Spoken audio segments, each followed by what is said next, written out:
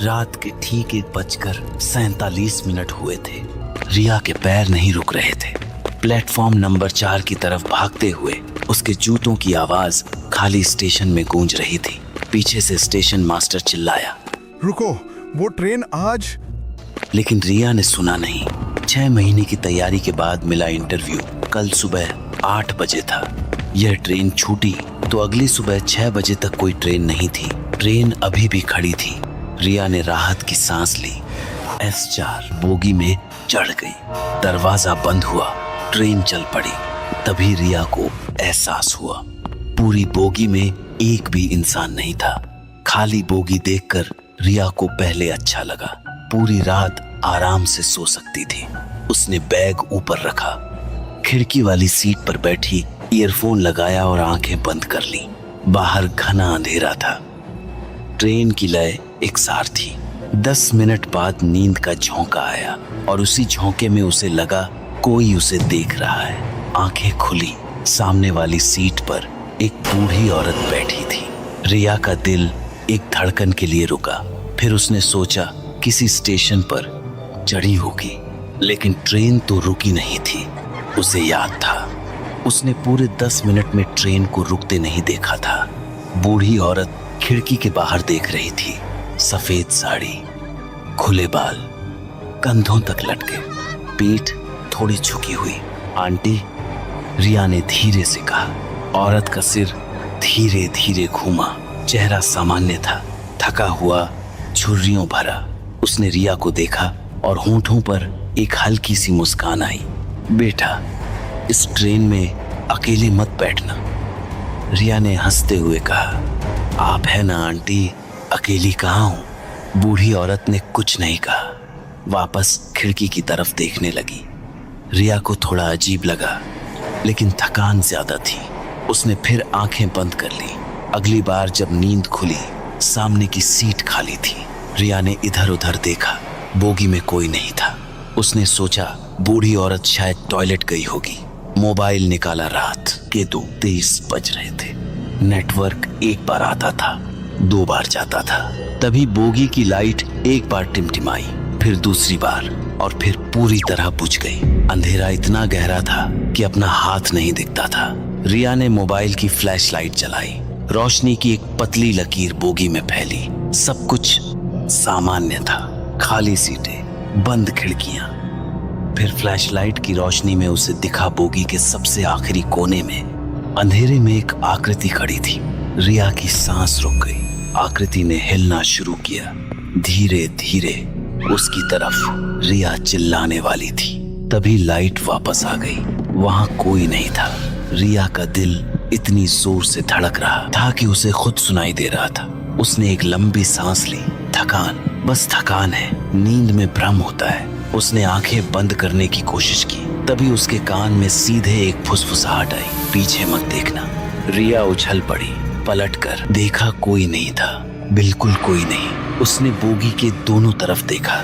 Toilet का दरवाजा खुला था। अंदर से अंधेरा झांक रहा था। वह उठी और बोगी के दरवाजे की तरफ बढ़ी। अगली बोगी में जाएगी, वहां कोई तो होगा। दरवाजे का हैंडल खींचा, दरवाजा नहीं खुला। उसने फिर खींचा, जोर लगाया। दरवाजा जाम था, जैसे बाहर से बंद हो। उसने दूसरी तरफ का दरवाजा आजमाया, वो भी नहीं खुला। रिया अब सच में डर गई थी। उसने मोबाइल निकाला और माँ को कॉल लगाई। घंटी बजती रही, उठाया नहीं। पापा को लगाई, नहीं उठाया। इमरजेंसी नंबर, नेटवर्क नहीं। तभी उसके पैरों के पास कुछ हिला। नीचे देखा, सीट के नीचे से एक हाथ बाहर आ रहा था। उंगलियां पीली, ठंडी, नसें उभरी हुई, धीरे धीरे फर्श पर रेंगती हुई। रिया की चीख बाहर नहीं निकली, गले में ही अटक गई। वह पीछे हटी। उसकी पीठ सीट से टकराई। वह सीट पर चढ़ गई, पैर ऊपर खींच लिए। हाथ वापस सीट के नीचे चला गया। सब कुछ शांत हो गया। रिया कांप रही थी। 5 मिनट, 10 मिनट, कुछ नहीं हुआ। रिया ने खुद को संभाला। उसने सोचा ट्रेन अगले स्टेशन पर रुकेगी, वह उतर जाएगी। बस यही करना है। शांत रहो और इंतजार करो। उसने घड़ी देखी, 2:41। तभी ट्रेन की रफ्तार धीमी होने लगी। रिया सीट से उठी, खिड़की से झांका। बाहर एक धुंधला सा प्लेटफॉर्म दिखा। ट्रेन रुकी। रिया ने बोगी का दरवाजा खींचा। इस बार खुल गया। वह बाहर निकली। प्लेटफॉर्म पर कोई नहीं था, एक भी इंसान नहीं। स्टेशन की बोर्ड पर नजर गई, कालीपुर हॉल्ट। रिया ने इस स्टेशन का नाम कभी नहीं सुना था। प्लेटफॉर्म पर एक बल्ब जल बुझ रहा था। उसकी रोशनी में रिया ने चारों तरफ देखा। एक पुरानी टूटी हुई बेंच, एक बंद टिकट खिड़की, दीवारों पर काई, और सबसे अजीब बात, दीवार पर एक पुराना नोटिस बोर्ड था जिस पर लिखा था, इस स्टेशन को 1987 में बंद कर दिया गया। रिया के पैर जम गए। 1987। यह स्टेशन 37 साल से बंद था। तो यह ट्रेन यहाँ क्यों रुकी? पीछे से ट्रेन का दरवाजा बंद होने की आवाज आई। रिया पलटी। ट्रेन चलने लगी थी। वह दौड़ी, दरवाजे की तरफ हाथ बढ़ाया, लेकिन ट्रेन ने रफ्तार पकड़ ली। रिया दौड़ती रही। प्लेटफॉर्म का किनारा आ गया। वह रुक गई। ट्रेन अंधेरे में गायब हो गई। रिया अकेली थी, एक बंद स्टेशन पर। रात के 3 बजे उसने मोबाइल निकाला। नेटवर्क नहीं, बैटरी 12%। उसने स्टेशन के बाहर निकलने का रास्ता ढूंढा। एक जंग खाया हुआ गेट था। उसने धक्का दिया, गेट खुल गया। बाहर घना जंगल था। दूर दूर तक कोई रोशनी नहीं। रिया वापस प्लेटफॉर्म पर आ गई। वह बेंच पर बैठी और तभी उसे सुनाई दिया, प्लेटफॉर्म के दूसरे छोर से किसी के रोने की आवाज, धीमी, टूटी हुई। एक बच्चे के रोने की आवाज करीब आने लगी और करीब। रिया ने आंखें बंद कर ली। आवाज उसके ठीक सामने आकर रुक गई। रिया ने आंखें खोली। सामने एक छोटी लड़की खड़ी थी, कोई 10-12 साल की। सफेद फ्रॉक, पैर ननगे, बाल बिखरे हुए और आंखें नहीं थी, बस 2 खाली काले गड्ढे। दीदी, मेरे साथ चलोगी? रिया की आवाज नहीं निकली। लड़की ने फिर कहा। इस बार आवाज भारी थी, जैसे एक साथ कई आवाजें बोल रही हों। दीदी, मेरे साथ चलोगी? रिया उठी और उल्टी दिशा में भागी। दूसरी तरफ उसी रात रांची रेलवे स्टेशन के कंट्रोल रूम में स्टेशन मास्टर रमेश सिंह अपनी कुर्सी पर बैठे थे। सामने मॉनिटर पर ट्रेनों की लाइव लोकेशन थी। रात के 2:30 बजे उन्हें एक अजीब चीज दिखी। एक ट्रेन जो कागज पर थी ही नहीं, उनके सिस्टम में मूव कर रही थी। ट्रेन नंबर था 1987। रमेश सिंह की आंखें फटी रह गईं। उन्होंने अपने सहायक को बुलाया। ये ट्रेन कौन सी है? सहायक ने स्क्रीन देखी। सर, हमारे सिस्टम में ऐसी कोई ट्रेन नहीं है। तो ये लाइन पर क्यों दिख रही है? दोनों स्क्रीन को घूरते रहे। ट्रेन कालीपुर हॉल्ट की तरफ जा रही थी। रमेश सिंह को याद आया कालीपुर हॉल्ट, जहां 1987 में दुर्घटना हुई थी। S4 बोगी, 27 लोग, और उसके बाद से उस ट्रैक पर कोई ट्रेन नहीं गई थी। सर, एक लड़की थी आज प्लेटफॉर्म पर भागते हुए। सहायक ने कहा। मैंने उसे रोकने की कोशिश की थी, लेकिन वह रमेश सिंह की कुर्सी से उठे। कौन सी बोगी में गई थी वो? S4। रमेश सिंह का चेहरा सफेद पड़ गया। S4 बोगी आज इस ट्रेन में थी ही नहीं। रमेश सिंह ने तुरंत पुलिस को फोन किया। कालीपुर हॉल्ट की तरफ गाड़ी भेजने को कहा। उधर सहायक ने एक 1987 का पुराना दुर्घटना रिकॉर्ड निकाला। पन्ने पीले पड़ चुके थे। उसने पढ़ा, 15 नवंबर 1987, रात 1:47 बजे, ट्रेन नंबर 1987। S4 बोगी पटरी से उतरी। 27 यात्री, सभी की मौत। मृतकों में एक युवती रिया शर्मा, आयु 23 वर्ष, पेशे से इंटरव्यू देने जा रही थी। सर, आज जो लड़की चढ़ी उसका नाम रमेश सिंह ने वह टिकट निकाला जो रिया ने काउंटर पर बुक किया था। नाम पढ़ा, रिया शर्मा। जंगल में रिया भाग रही थी। झाड़ियां, कंकड़, अंधेरा, कुछ भी परवाह नहीं थी, बस भागती रही। कुछ देर बाद उसे आगे एक रोशनी दिखी। एक छोटी सी चाय की दुकान खुली हुई। रिया दौड़कर वहां पहुंची। दुकान में एक बूढ़ा आदमी बैठा था, लालटेन की रोशनी में चाय बना रहा था। बाबा। रिया की आवाज कांप रही थी। बाबा, मैं ट्रेन में थी, कालीपुर हॉल्ट पर उतर गई। बूढ़े आदमी का हाथ रुक गया। उसने रिया की तरफ देखा। कालीपुर हॉल्ट? हाँ बेटी, वहां कोई नहीं जाता, मैं जानती हूं। 1987 से बंद है। लेकिन नहीं, बूढ़े ने उसकी बात काटी। वहां इसलिए कोई नहीं जाता क्योंकि 1987 में एक ट्रेन वहां पटरी से उतर गई थी। पूरी बोग S4, 27 लोग मरे थे।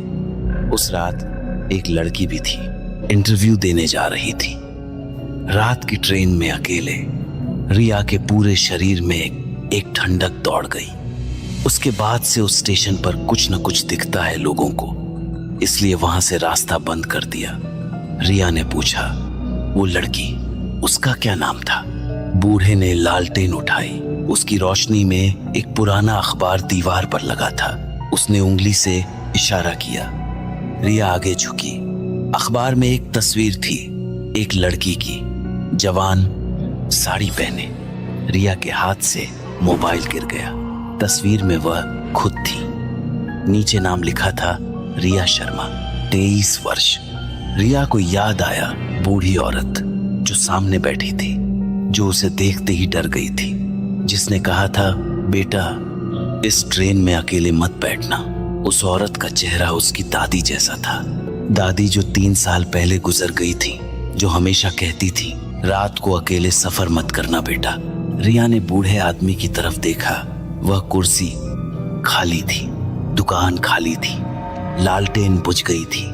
अंधेरे में रिया अकेली खड़ी थी। सुबह 4 बजे एक ट्रक ड्राइवर ने सड़क किनारे एक लड़की को बेहोश पाया। उसे शहर के अस्पताल पहुंचाया।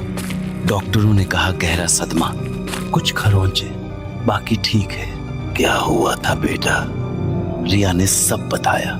पापा ने सुना, चुप रहे, फिर धीरे से बोले, रिया तू रांची से चली ही नहीं थी क्या? स्टेशन मास्टर ने कल रात हमें कॉल किया था। उसने कहा कि तू प्लेटफॉर्म पर बेहोश मिली। ट्रेन छूट गई थी। कोई सचार बोगी नहीं थी उस रात। वो ट्रेन कैंसिल हो गई थी। रिया की सांस रुक गई। और रमेश सिंह, स्टेशन मास्टर, उन्होंने कुछ और भी बताया। पापा की आवाज कांप रही थी। उन्होंने कहा कि उनके सिस्टम में उस रात एक ट्रेन दिखी, 1987। वो ट्रेन कालीपुर हॉल्ट पहुंची और वापस नहीं आई। जब पुलिस वहां गई, प्लेटफॉर्म पर सिर्फ एक चीज मिली। क्या? पापा ने जेब से एक चीज निकाली, रिया का ओढ़नी का वो कोना जो उस रात बेंच पर बैठते वक्त कहीं फंस गई थी। और उस ओढ़नी पर उंगलियों के निशान थे, पीले, ठंडे, जैसे किसी ने जोर से पकड़ा हो। अस्पताल से छुट्टी के दिन रिया ने अपने मोबाइल की फोटो गैलरी खोली। उस रात उसने कोई फोटो नहीं खींची थी, लेकिन गैलरी में एक फोटो थी, रात 2:41 की। एक खाली प्लेटफॉर्म, जंग खाया बोर्ड, और उस बोर्ड के सामने रिया खड़ी थी, पीठ कैमरे की तरफ, और उसके ठीक पीछे, उसके कंधे पर हाथ रखे, एक धुंधली आकृति खड़ी थी, जिसका चेहरा कैमरे की तरफ था, जिसकी आंखों की जगह 2 खाली काले गड्ढे थे, और जो मुस्कुरा रही थी। रिया ने फोन पटक दिया। फोन फर्श पर गिरा। स्क्रीन अभी भी चल रही थी, और उस तस्वीर में अब रिया की आकृति नहीं थी, सिर्फ वो चेहरा था, मुस्कुराता हुआ सीधे कैमरे में। उसी शाम रमेश सिंह अपने कंट्रोल रूम में बैठे थे। सब कुछ सामान्य था। तभी उनके मॉनिटर पर फिर एक ट्रेन दिखी, 1987, रात के 1:47, और वो ट्रेन फिर उसी दिशा में जा रही थी। रमेश सिंह ने देखा, सचार बोगी में एक सीट पर एक आकृति बैठी थी। सिस्टम में यात्री की जानकारी थी, नाम रिया शर्मा। रमेश सिंह ने फोन उठाया रिया के घर कॉल करने के लिए। घंटी बजती रही, कोई नहीं उठाया।